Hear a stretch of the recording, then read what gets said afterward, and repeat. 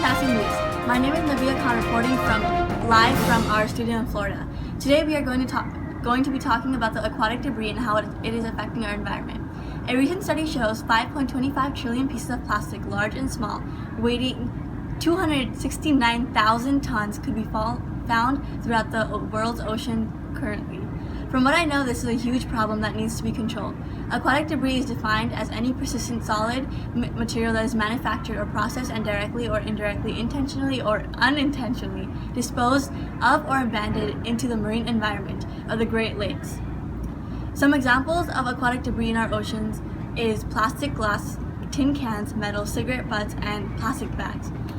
Now we are going to go to Sarah Adebabai at Da Vinci Science High School to see what she has to say. Hello, and thank you, Nabiha.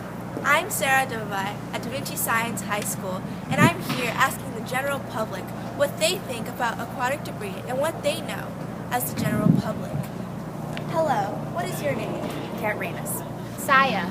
An article from Science Magazine from a recent study done in 2010, approximately how many metric tons of plastic material end up in the ocean? And this is in regard to 100 million. 100 million metric tons. Oh no. 50. Well, the correct answer is about 4.8 to 12.7 million metric tons. And of those 288 million metric tons of waste created, that's how much that we are actually putting into the ocean. This can have many damaging effects on animals and largely the food chain and the food web, because animals depend on each other, and when animals go extinct, then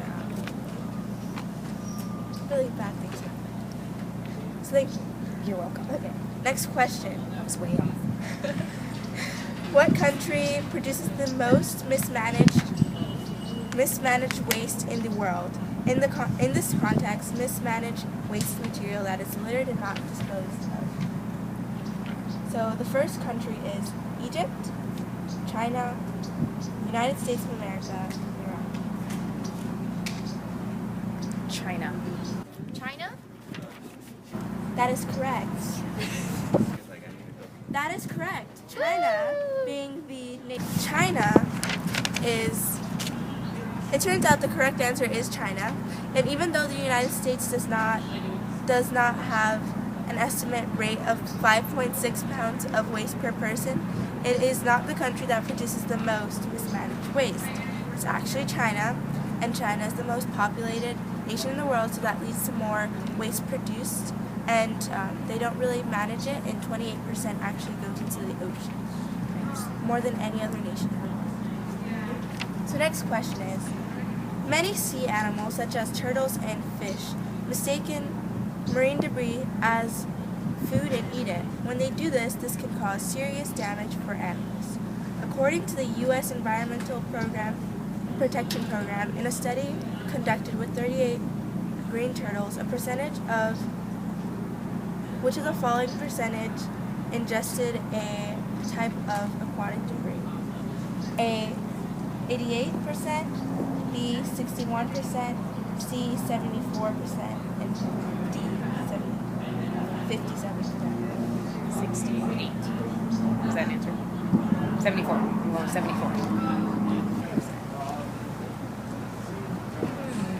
D, 57%. The correct answer is 61%. That is actually incorrect. Oh no.